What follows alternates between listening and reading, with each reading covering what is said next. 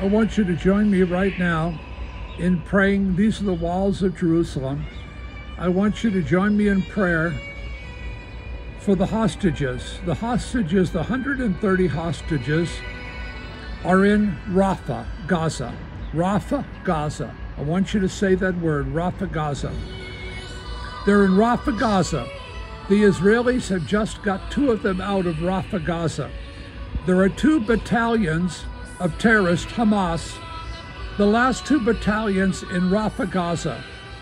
The U.S. government does not want Israel to go into Rafah, Gaza. If they don't go into Rafah, Gaza, the terrorists will win the war. If they don't go into Rafah, Gaza, the hostages will die.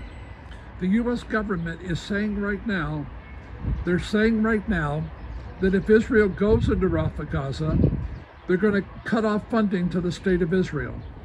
They're going to cut off military funding for arms to the state of Israel. They are literally trying to blackmail the state of Israel over Rafah, Gaza. And so I want us to pray right now that the Spirit of the living God would move.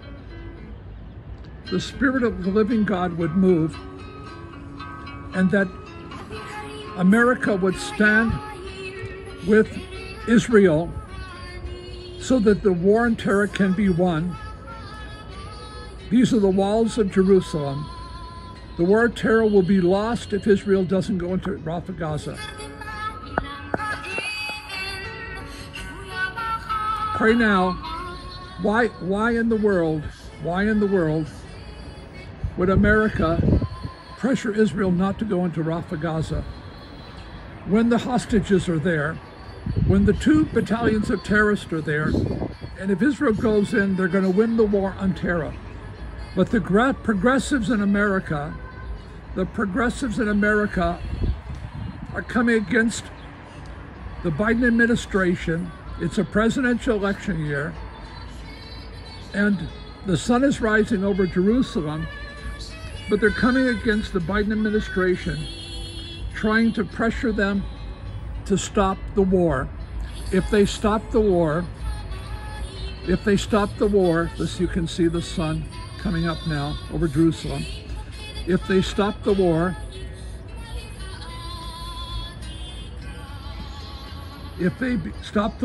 Israel will lose the war. It's as simple as that. If they stop the war, Israel's going to lose the war.